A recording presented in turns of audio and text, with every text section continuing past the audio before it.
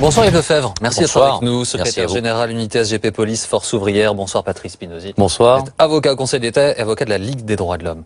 Messieurs, je vais résumer les choses assez rapidement, vous allez entrer dans le détail ensuite, mais Yves Lefebvre, en gros, vous considérez que ce texte est une bonne chose pour cette lutte antiterroriste. Patrice Spinozzi, vous pensez absolument l'inverse, vous allez nous dire pourquoi. Pourquoi Yves Lefebvre, selon vous, ce transfert dans le droit commun des mesures de l'état d'exception permet à la police, permet aux autorités de mieux travailler, plus efficacement. Entendons-nous bien, cette loi n'est pas la panacée dans l'absolu. Entendons-nous bien, ça nous permet aujourd'hui d'avoir des mesures même au-delà de ce qu'étaient les mesures de l'état d'urgence. Je pense notamment aux capacités de contrôle dans un rayon de 20 km.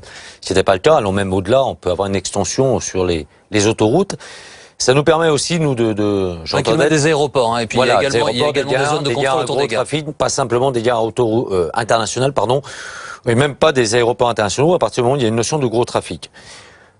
Une autre mesure aussi intéressante, mais là qui est purement catégorielle, c'est qu'enfin on obtient, j'entendais tout à l'heure Jean-Jacques Urvoas, avec beaucoup d'attention, beaucoup d'intérêt, on attendait Jean-Jacques Urvoas à l'époque qui permette la protection de l'identité des enquêteurs. Cette loi antiterroriste le permettra, notamment dans le cadre des visites domiciliaires.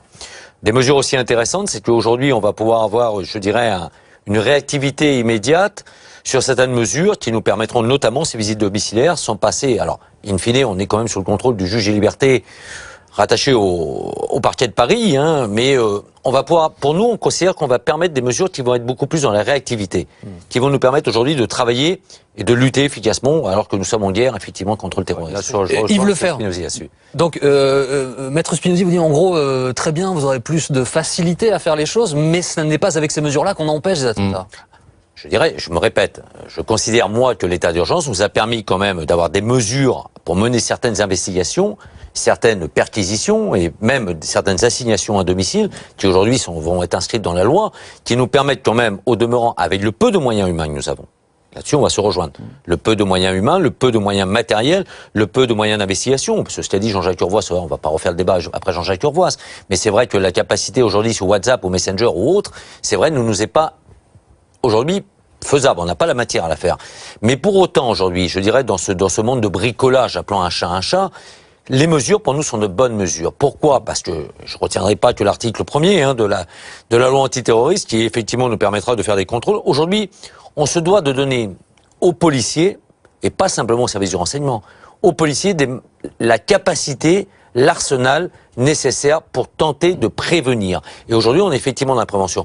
Moi, je suis convaincu que l'état d'urgence a permis manifestement de déjouer un certain nombre d'attentats. Je ne reprendrai pas les chiffres de Gérard Collomb, parce qu'effectivement, on peut penser par moments qu'on est parfois sur de la surenchère politique, mais effectivement, ça nous a permis de donner les moyens, parce que ça nous permet de réagir. Et déjà, malgré ces moyens, il est avéré qu'on n'arrivera jamais au risque zéro, c'est quelque chose d'évident. Moi, je prendrai en exemple ce qui s'est passé ce week-end.